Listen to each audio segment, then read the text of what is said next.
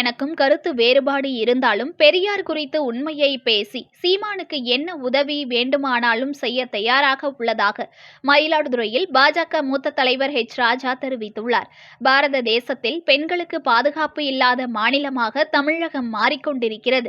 அண்ணா பல்கலைக்கழக மாணவி பாலியல் துன்புறுத்தலுக்கு உள்ளாக்கப்பட்ட விவகாரத்தில் கைது செய்யப்பட்டுள்ள ஞானசேகரன் திமுகவை சேர்ந்தவர் இல்லை என்று அவசரமாக சட்ட அமைச்சர் அந்த ஞானசேகரன் திமுக காரன் இல்லை என்கிறார்.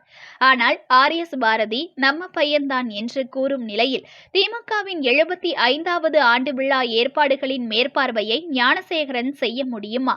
தமிழக அரசு காவல்துறையை துஷ்பிரயோகம் செய்கிறது. இந்த வழக்கில் சென்னை கமிஷனர் அருண் வரம்பு மீறி திமுகவின் கரைவேட்டி கட்டாத உறுப்பினர் மாதிரி செயல்பட்டு உள்ளது பல சந்தேகங்களை ஏற்படுத்துகிறது. அந்த சார் சொல்வது மாதிரி நடந்து கொள்ள வேண்டும் என்று கல்லூரி மாணவியிடம் ஞானசேகரன் குறிப்பிட்டுள்ளதாக புகார் மனுவில் தெரிவித்துள்ள அந்த மாசு படிந்த சார் யார் என்று மக்களுக்கு தெரிய வேண்டும். திமுக அரசு நாகரிகமானவர்கள் என்று கூறிக்கொண்டால் ஆளுநரை ட்ரௌசரை கிழிப்பேன் என்று சொன்னவரை கட்சியிலிருந்து நீக்கியிருக்க வேண்டும். செய்யாமல் கேவலமான அரசாக தமிழக அரசு உள்ளது.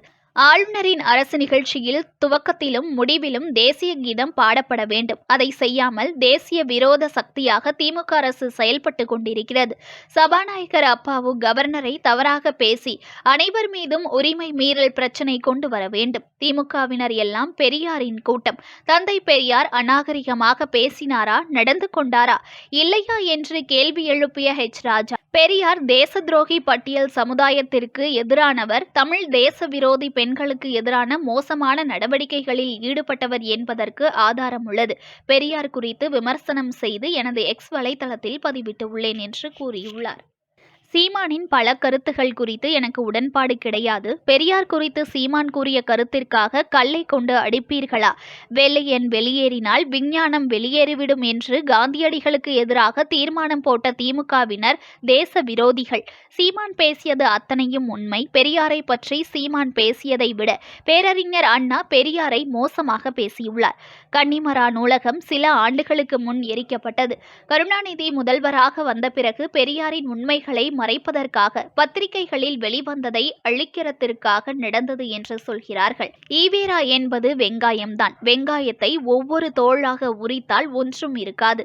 ஆதாரத்தை கொடு என்று கேட்கிறார்கள். ஆதாரம் அளிக்கப்பட்டுள்ளது. பெரியார் குறித்து ஜவஹர்லால் நேரு கூறிய பக்கத்தையே கிழித்துள்ளனர் என்றார். என்னோட வார்த்தை இல்லை, பெரியாரின் வார்த்தை. திமுகவினர் தேர்தலில் ஓட்டு வேண்டும் என்றால் வீட்டு பெண்களை விட்டுவிடுவார்கள் என்று பெரியார் சொல்லியுள்ளார் என்றார். நடிகர் சத்யராஜ் திக பேசுவார்.